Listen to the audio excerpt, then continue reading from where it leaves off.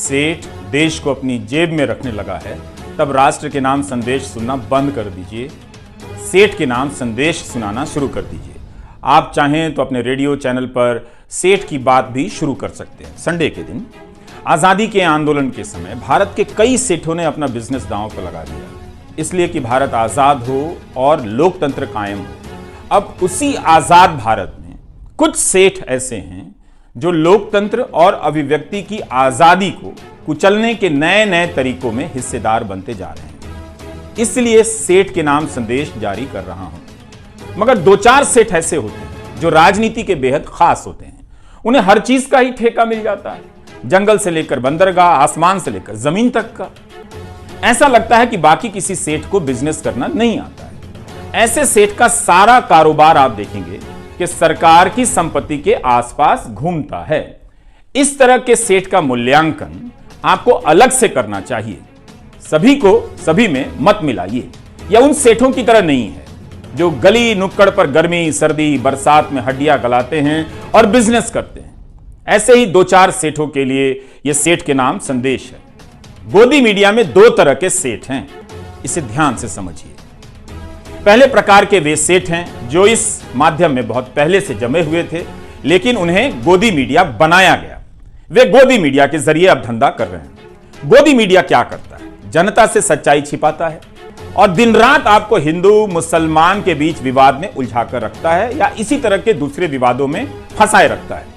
तो गोदी मीडिया देश का पहला ऐसा बिजनेस है जिसमें हजारों लोग इस बात के लिए घर से निकलते हैं कि दफ्तर पहुंचकर खराब से खराब प्रोडक्ट बनाएंगे।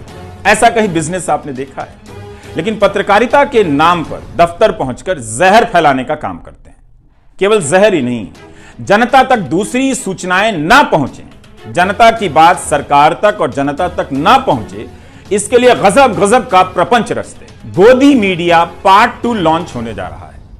एंकरों की जगहें बदली जा रही हैं। आप देखेंगे एक एंकर यहां से वहां जा रहा है, वहां से यहां आ रहा है। नए गोदी सेठ लाए जा रहे हैं। ये दूसरे वाले सेठ जो नए तरीके से गोदी मीडिया का काम करेंगे। आप सोचिए, अगर सेठ ही गोदी हो तो क्या उसका मीडिया गोदी मीडिया नहीं होगा? सोचिए, आपकी तनख्वाह 4 साल से नहीं बढ़ी है, बच्चों को पढ़ा नहीं पा रहे हैं, अच्छे कॉलेज नहीं हैं और गोदी मीडिया इस पर बात नहीं करेगा। तो गोदी मीडिया पार्ट 2 में इसके लिए शरीफ एंकर लाए जाएंगे जिनके बोलने का तरीका कुछ और हो, वो इसी सिस्टम के पार्ट हों, मगर वो जनता के बीच ज्यादा बदनाम अभी नहीं हुए। तो ऐसे लोगों के हाथ में ये कमान सौंपी जाएगी और गोदी मीडिया पार्ट 2 लॉन्च होगा। इसलिए बताना चाहता हूं कि दुनिया में भारत की क्या स्थिति है, इसके नाम पर एक तरह से आपको चांद दिखाकर आपसे निवाला छीन लिया जाएगा। बाकी सेठ भी जानते हैं कि 2-4 गोदी सेठ हैं, उनकी ताकत बहुत बड़ी है, वो जो चाहें कर सकते हैं, हर चीज खरीद सकते हैं। उनसे बचकर या उनकी छोड़ी हुई जगहों पर अपना धंधा चुपचाप कर रहे हैं, बोल नहीं पाते। तो इसी संदर्भ में आपको एक किस्सा बताना चाहता हूं। यह किस्सा है जर्मनी का। हिटलर को आइडिया आया कि 50 में से केवल एक ही जर्मन के पास कार है। तो वो आइडिया लेकर आता है कि सभी जर्मन के पास एक कार होनी चाहिए।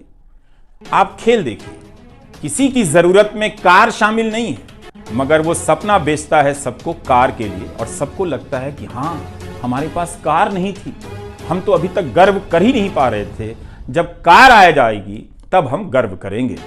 तो इस किस्से को आपको खास संदर्भ के लिए बताना चाहता हूं। इन दिनों आप देखेंगे कि कार की जगह मुफ्त में मोबाइल डेटा बांटा जाता है और कई चीजें बांटी जाती हैं जिससे आपको फायदा भी होता है। लेकिन सोचिए कि एक सस्ती चीज देकर बाकी कितनी चीजें, बेशकीमती चीजें आपसे ली जा रही हैं। इसका हिसाब करेंगे तब आपको खेल समझ आने लगेगा। लोकप्रिय ऑटोमोबाइल इंजीनियर थे फर्डिनेंड पोर्श, अब वो गरीबों के लिए, आम लोगों के लिए सस्ती कार की डिजाइन करने लग जाते हैं।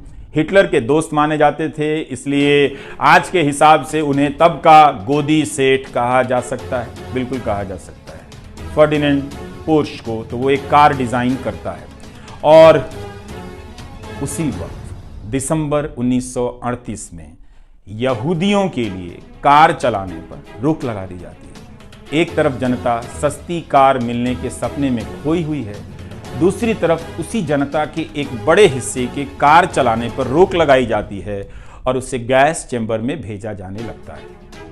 अब आप समझ रहे हैं कुछ। उस कंपनी में एक कामगार था जिसने बाद में अपना एक अनुभव बताया।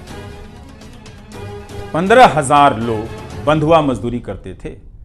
350 लोग इसलिए मर गए कि उनके इलाज की कोई व्यवस्था नहीं की गई, यानी इंसान की वहां कोई कीमत नहीं थी। इसी समय गुलाम भारत के सेठ क्या कर रहे थे, उस इतिहास में जाएंगे तो आप सेठों पर गर्व करेंगे।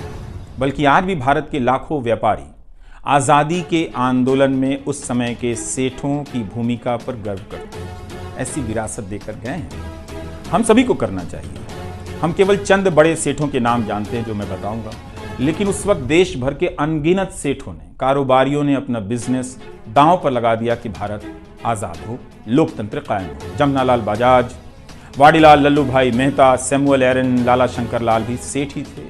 ब्रिटिश हुकूमत से लोहा ले लिया, सीधे कांग्रेस में शामिल हो गए, जो उस वक्त आज़ादी के आंदोलन का नेतृत्व कर रही थी। जीडी बिरला, अंबालाल साराभाई, वाईचंद, हीराचंद जैसे सेठ कांग्रेस में शामिल नहीं हुए, ऐसे भी लोग थे, मगर बाहर से आंदोलन का समर्थन करते रहे। इनमें से कोई भी सामान्य सेठ नहीं था। हमारे हीरो हैं ये लोग, हमारी आज़ादी की लड़ाई की विरासत हैं। इन्हें भी छापा पड़ने और बिजनेस डूब जाने का डर रहा होगा। आपको याद है, एक बार राहुल बजाज ने अमित शाह से एक सवाल पूछ लिया, कितना हंगामा मच गया था, बड़ी खबर बन गई थी। क्योंकि अब पब्लिक में आपके सेठ सरकार से सवाल नहीं करते हैं। एक समय था जब काफी बोला करते थे, इसलिए मुझे लगा कि सेठ के नाम संदेश जारी करना जरूरी है। तो आजादी के समय के सेठ बिजनेस तो कर रहे थे, मगर यह भी देख रहे थे कि जनता के साथ अन्याय हो रहा है। उन्होंने आजादी की लड़ाई में हाथ और धन दोनों बटा दिए। बेंगलुरु के हाजी उस्मान सेठ ने तो अपनी सारी पूंजी गांधी के आंदोलन को दे दी। तो जिस समय हिटलर की जर्मनी में सेठ उसके साथ मिलकर अपनी ही जनता को जला रहे थे, भारत में, गांधी के भारत में सेठ अपना बिजनेस जलाकर लोगों के अंधेरे घरों में दिया जला रहे थे। है ना उनका शानदार इतिहास। मीडिया को सेठ ही चलाते हैं।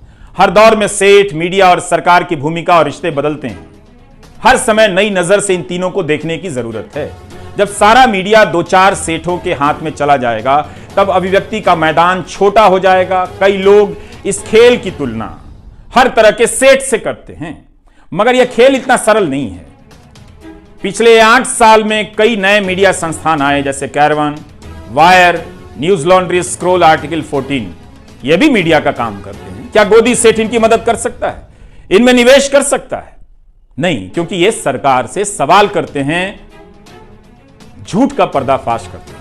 इसलिए गोदी सेठ का निवेश केवल धंधे के उसूल की तरह किया जाने वाला निवेश नहीं है। आप बेहतर तरीके से जानते हैं, मगर याद रखना चाहिए सभी को, गोदी सेठ को भी, कि यह भारत है। इसकी महान जनता को कोई गोदी सेठ चवन्नी ना समझे, उसके स्वाभिमान से ना खेले, वरना वो अपनी जेब से केवल एक एक चवन्नी निकाल कर रख देगी तो दौलत का ऐसा पहाड़ बन जाएगा और उसके सामने सेठ की सारी दौलत चवन्नी हो जाएगी। 2-4 ही सेठ होते हैं हर देश में, वो पूंजी को अपने नियंत्रण में कर लेते हैं, सारी पूंजी उनके पास होती है। ऐसे सेठ राजनीति की गोद में होते हैं और राजनीति इनकी गोद में होती है। विकास विकास की राजनीति के नाम पर ऐसे सेठ आपके लिए नौकरी का सपना पैदा करते हैं, कुछ समय के लिए, कुछ को रोजगार देते भी हैं, फिर उस नौकरी के नाम पर जंगल, जमीन, आसमान तक पर अपना कब्जा जमा लेते हैं। आप देखेंगे कि इस काम में 2 ही 3 सेठ होते हैं, ज्यादा से ज्यादा 10 होते हैं। किसी भी देश में देखिए, केवल भारत में नहीं है। इनका मकसद रोजगार और देश के लिए धन पैदा करना नहीं होता, अपने नेता के लिए जनता को निर्धन करना होता है, ताकि उस जनता को मुफ्त में 2-4 चीजें देकर एहसान किया जाए, जताने की कोशिश हो कि आपको हम दे रहे हैं, लेकिन आप गिनिए कि आपसे कितना वो ले रहे हैं। नौकरी ठुकरा देना सबके लिए मुमकिन नहीं है, लेकिन यह बात आपके भीतर साफ होनी चाहिए कि यह पत्रकारिता नहीं है। मैं ये अपराध बोध आप पर नहीं डालना चाहता, आपकी मजबूरियों को समझता हूं, मैं ये बात पत्रकारों से कह रहा हूं। फिर भी मैं कहना चाहता हूं कि याद रखिएगा, आप एक खतरनाक गोदी सेठों के यहां काम कर रहे हैं।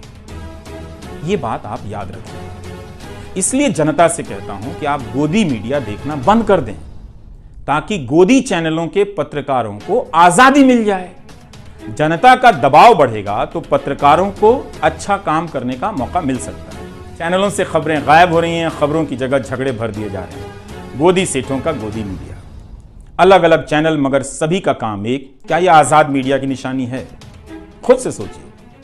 यह कैसा बिजनेस है जहां खराब माल बनाने को लेकर कंपटीशन हो रहा है? बिना आजाद मीडिया के नागरिक की आजादी का क्या मतलब है? कहां बोलेंगे आप? किससे बोलेंगे आप? क्या आप बर्दाश्त कर सकते हैं कि इतने महान देश में एक आजाद मीडिया नहीं है? यह गर्व की बात है। जितने भी पुराने और सांस्थानिक मीडिया थे सब के सब गोदी हो गए। यूट्यूब का भी फॉर्मूला ये लोग एक दिन निकाल लेंगे। आजाद पत्रकारों के लिए खतरे बढ़ने वाले हैं। राष्ट्रीय सुरक्षा से जोड़कर उन्हें अब दबाया जाएगा। इसके नाम पर पहले ही कई लोगों को फर्जी तरीके से जेल में बंद किया गया है। आप जानते हैं, कई उदाहरण दिए जा सकते हैं। तो अब बारी आजाद पत्रकारों की है। मगर आप जनता ने यूट्यूब पर अजीत अंजुम, अभिसार से लेकर संजय शर्मा, पुण्य प्रसून वाजपेयी, श्याम सिंह, मीरा, गिरधारी लाल, साक्षी जोशी, निखिल वागले, इन सभी के चैनलों को सब्सक्राइब किया है। इसका मतलब है आप इस खेल को समझ गए हैं, तभी आप आजाद पत्रकारों को अपना रहे हैं। आपने एक गजब का यह काम किया, शानदार काम है आप दर्शकों का। कई नाम है जो यहां पर इस वक्त छूट रहे हैं, मगर उन सभी का साथ देकर आप लोगों ने इतिहास के इस मोड़ पर गोदी सेठ को बताना बहुत जरूरी है कि वो बिजनेस करे, खूब बिजनेस करे, मगर इस लोकतंत्र का बिजनेस ना करे, सूचनाओं का धंधा ना करे। ये याद रखे, गोदी सेठ अपनी दौलत से इस देश की शान को चमकाए, कोई हर्ज नहीं है, मगर उसकी शान से खिलवाड़ ना करे। जनता देख रही है। वक्त फिल्म में एक चिनॉय सेठ हुआ करता था, लेकिन अब वो गोदी सेठ में बदल गया है। इसलिए आज का वीडियो बनाना पड़ा, बताने के लिए कि गोदी सेठ भारत की जनता को चवन्नी ना समझे। मीडिया और पत्रकार बिक सकते हैं, लेकिन जनता को कोई नहीं खरीद सकता। क्या दिन थे जब हमारे सेठ अंग्रेजी हुकूमत पर दबाव डालते थे कि जनता का दमन मत कीजिए, कांग्रेस और प्रेस से बैन हटा दीजिए, मगर अपने बिजनेस को इसके लिए उन्होंने खतरे में डाल दिया। मगर आज हम कहां पहुंच रहे हैं? यही याद दिलाने के लिए था सेठ के नाम संदेश। गोदी चैनल देखना बंद कर दीजिए।